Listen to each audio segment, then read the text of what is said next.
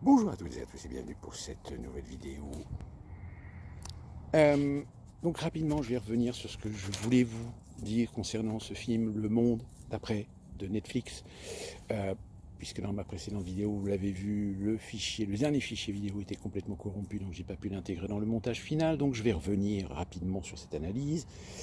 Où je vous disais que ce film divisait, et divisait énormément. Pourquoi? Parce que d'un côté, évidemment, vous aviez les gens qui s'attendaient à un film catastrophe, qui en réalité est un film un peu en forme de huis clos, même s'il y a quelques extérieurs, mais c'est très clairement un film focalisé sur la relation, les comportements de chaque personnage par rapport à quelque chose qui progressivement annonce très clairement la couleur d'un sérieux problème, mais encore une fois de plus, c'est un film beaucoup plus sociologique sur finalement le déni, le désaccord, le hors-sol de certains personnages, même si certains personnages démontrent bien qu'ils ont une conscience ou une inconscience de quelque chose de grave, mais ne veulent pas l'admettre. Ils veulent se rassurer, ils veulent se raccrocher à ce qu'ils ont connu, à ce qu'ils ont toujours connu, c'est-à-dire le confort de la société moderne,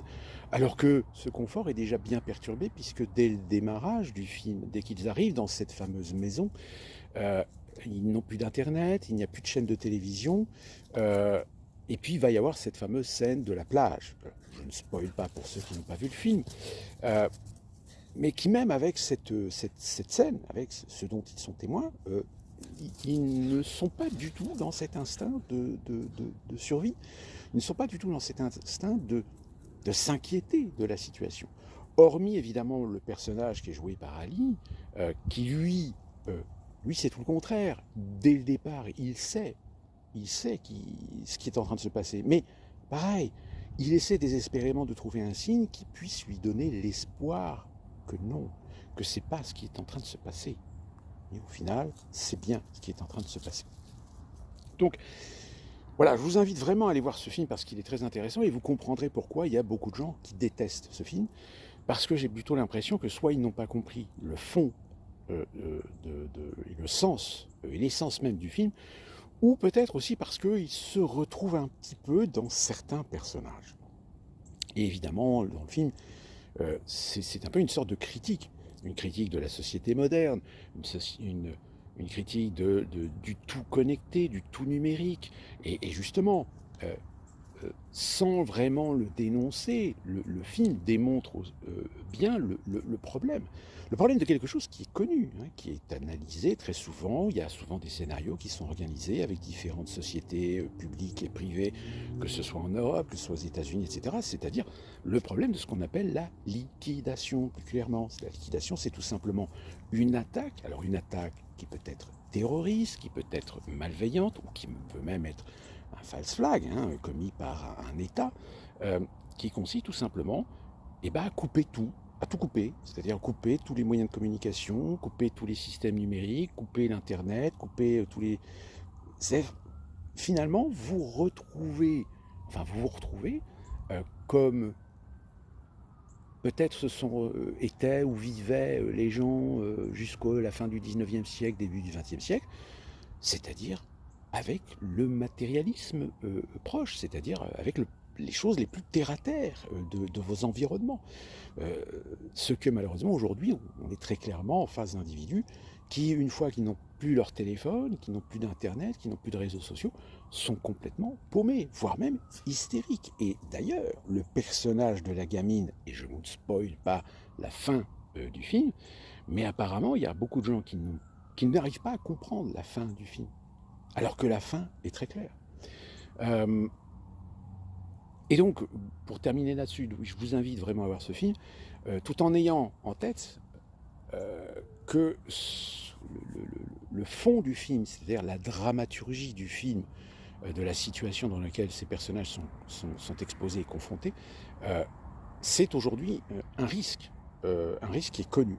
Euh, Puisque déjà, vous le savez, au moment où je vous parle, vous avez déjà des milliers et des milliers d'attaques, de cyberattaques, qui ont eu lieu sur des organismes à la fois privés comme des organismes publics, voire même aussi sur des entités dites sensibles. Donc, en effet, aujourd'hui, si on est vraiment sur le tout digital, le tout numérique, la dématérialisation, etc., le problème, c'est que là, on croit résoudre des problèmes. En réalité, on va en créer un autre. C'est qu'on va tellement centraliser le fonctionnement même du système sur des outils sur lesquels, évidemment, on met énormément de sécurité. C'est-à-dire qu'aujourd'hui, des organes extrêmement sensibles, aujourd'hui, ont nécessairement besoin d'avoir des outils évolutifs et qui se font des mises à jour constantes pour éviter de fonctionner ne serait-ce qu'une heure ou 2 heures sur le même système, afin d'assurer justement la protection des données, la protection des systèmes. Et donc, voilà, c'est une des torpeurs aujourd'hui du monde moderne, c'est que quelqu'un ou quelques organismes malveillants, terroristes, réussissent à rentrer dans des systèmes et provoquer un blackout total. Et ces scénarios, dont le personnage de Ali, vers la fin du film, finalement finit par expliquer ce dont il craignait depuis le début, c'est-à-dire ces fameuses 3 phases, les 3 phases qui consistent tout simplement à détruire, à déstabiliser, à créer le chaos au sein même d'un même pays, c'est-à-dire instrumentaliser et utiliser finalement la population contre son propre pays, contre sa propre souveraineté, contre sa propre sécurité. Donc ça, c'est quelque chose, c'est un fait. Alors, évidemment, le film fait 2h20, et je vous le dis, c'est très amusant de voir les réactions sur les réseaux sociaux, parce qu'on repère tout de suite les gens qui, en réalité, soit ils ne sont pas rentrés dans le film, et forcément, ils n'ont pas compris la subtilité, la critique, la dénonciation qu'il y a dans cette histoire, à savoir que le film est beaucoup plus épuré que le roman d'origine, où le roman d'origine met quand même certaines scènes catastrophiques, mais le film, lui, s'intéresse beaucoup plus au comportement et aux attitudes des personnages, mais gardez à l'esprit qu'en effet, ce qui est dépeint dans le film, c'est aujourd'hui une menace supplémentaire au-delà même de la simple Troisième Guerre mondiale avec des armes nucléaires. Sujet, comme vous l'avez vu certainement, il y a quelque chose d'assez particulier en ce moment en France. Vous avez vu certainement l'émission de France Télévisions, Complément d'enquête, qui s'est évertuée en ce moment à s'attaquer à des personnalités. Donc Hanouna a eu le droit de se faire tailler un short, et là récemment, on a eu aussi un documentaire sur Depardieu. En parallèle à cela, vous le savez, vous avez des gens comme Bruel, ou même récemment Coé, qui ont été accusés de harcèlement ou de viol. Pour l'affaire Coé, alors évidemment, tant que la justice n'a pas rendu compte, Énergie a fait la mesure de précaution, c'est-à-dire qu'elle l'a retiré de l'antenne, à son grand dame, puisque depuis qu'elle a retiré Coé de l'antenne, Énergie s'est rendu compte qu'elle a une déperdition d'audience considérable, ce qui évidemment en matière d'audience et publicitaire est catastrophique. Et on a vu donc en effet Coé finalement venir sur le plateau de LCI, ou plateau d'LCI ou de TF1, je ne sais plus, face à Duhamel qui, lui, va falloir qu'il arrête de péter plus haut que son cul en croyant qu'il va réussir à se farcir des invités comme il a envie de se les farcir. Et Coé s'est expliqué. Il a expliqué une chose qui est très intéressante, et que justement, Duhamel a essayé de gommer, et j'honore d'ailleurs Coé d'avoir gardé son sang-froid face à Duhamel, parce que très clairement, on sentait bien que Duhamel voulait absolument éviter que les gens comprennent cette subtilité. C'est que Coé a bien expliqué qu'il y a eu des événements, il y a eu des documents qui ont permis à Coé et son avocat de déposer plainte 2 jours avant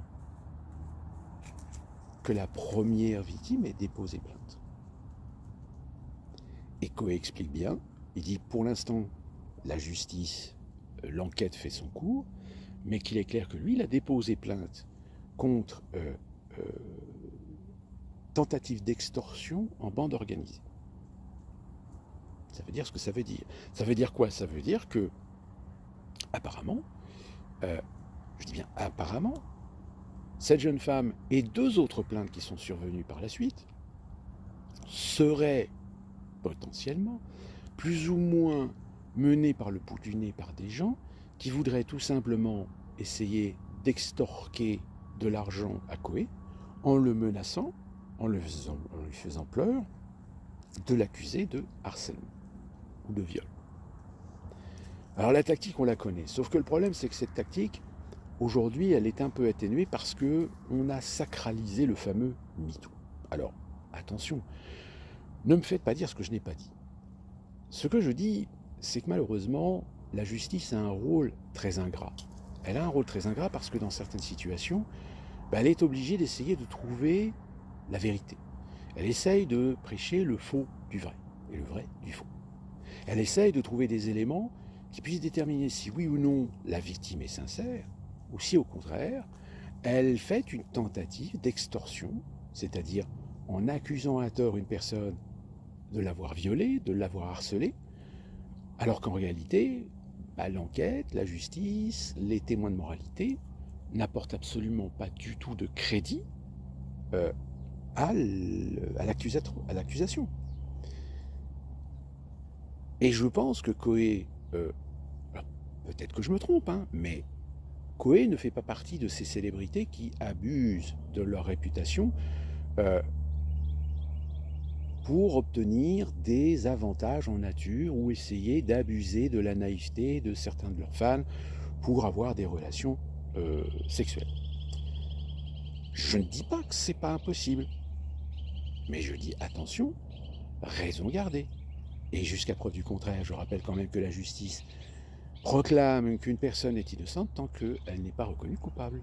Or, vous savez qu'il y a, et d'ailleurs Koé s'en est défendu, qu'il y a une sorte de vendetta médiatique à essayer de faire passer les accusations de cette personne comme étant la seule et unique vérité.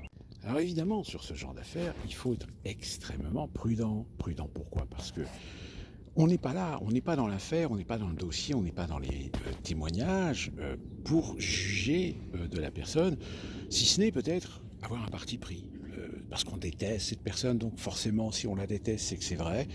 Ou sinon, parce qu'on adore cette personne, donc c'est hors de question que ça puisse arriver, voire même, est-ce qu'on peut différencier le professionnel de la personne, comme on l'a vu sur un certain nombre d'individus. Je prends l'exemple de Polanski, par exemple, où Polanski est très clairement, tout du moins il y avait des témoins de moralité qui confirmaient bien que ça s'était passé, que ça s'était produit, qu'il a pu commettre ce genre d'acte, mais parce que il est littéralement presque un dieu dans le milieu du cinéma, eh bien certains artistes, certains professionnels ont essayé de protéger l'intégrité et la personnalité de Polanski. Mais ça, malheureusement, en ce qui concerne Depardieu,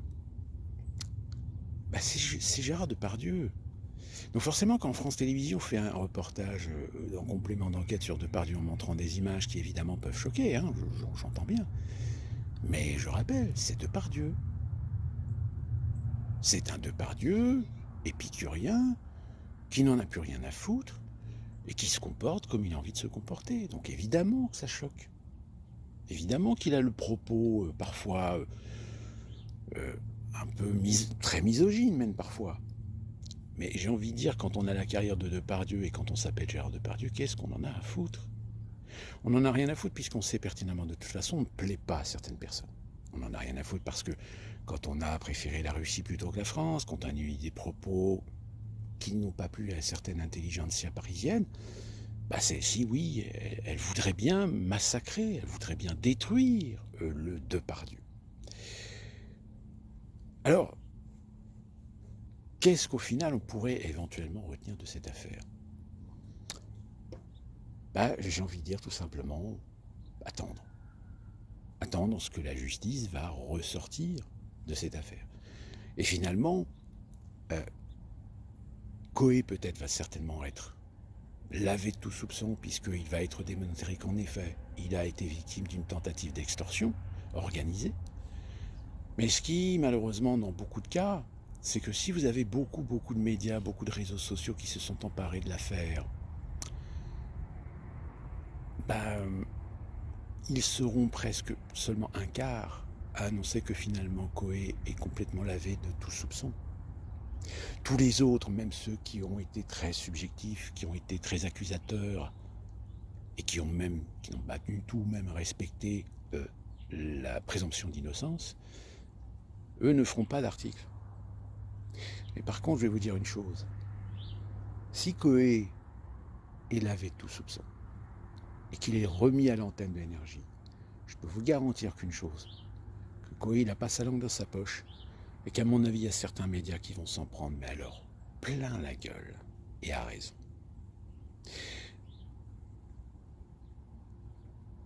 Ça, c'est toujours le problème, que dans ces affaires, et le fameux MeToo n'a pas arrangé les choses, puisqu'on en revient finalement à ce problème de la simplification et de la généralisation. C'est-à-dire qu'on jongle avec les émotionnels des gens pour les dissuader, pour les convaincre de la culpabilité. Alors qu'en réalité, si on les interroge, on leur dit « mais qu'est-ce qui permet de vous convaincre? Qu'est-ce qui vous convainc de cette culpabilité ?» Et bien on se rend compte que les gens en général n'en savent rien. Qu'en réalité, ils ont un jugement péjoratif, qu'ils ont un jugement plus guidé par leur émotionnel, par leur sensibilité, que sur du factuel, et que par conséquent, ces gens-là, en partie, ont contribué à la destruction de l'image et de la réputation de certaines personnes. Et pensez-vous que le jour où cette personne est lavée de tout soupçon, ils accepteront l'idée que finalement peut-être ils se sont fait manipuler? Bien sûr que non. Bien sûr que non, puisque certains diront « oui, mais de toute façon, la justice, elle est pourrie. Il est forcément coupable. » Mais même si la justice vous démontre que tout a été monté, même si la justice vous démontre qu'en réalité, il y a bien eu une bande organisée pour essayer de faire une tentative d'extorsion, oui, mais ça veut rien dire, de toute façon, on sait qu'il a violé, etc.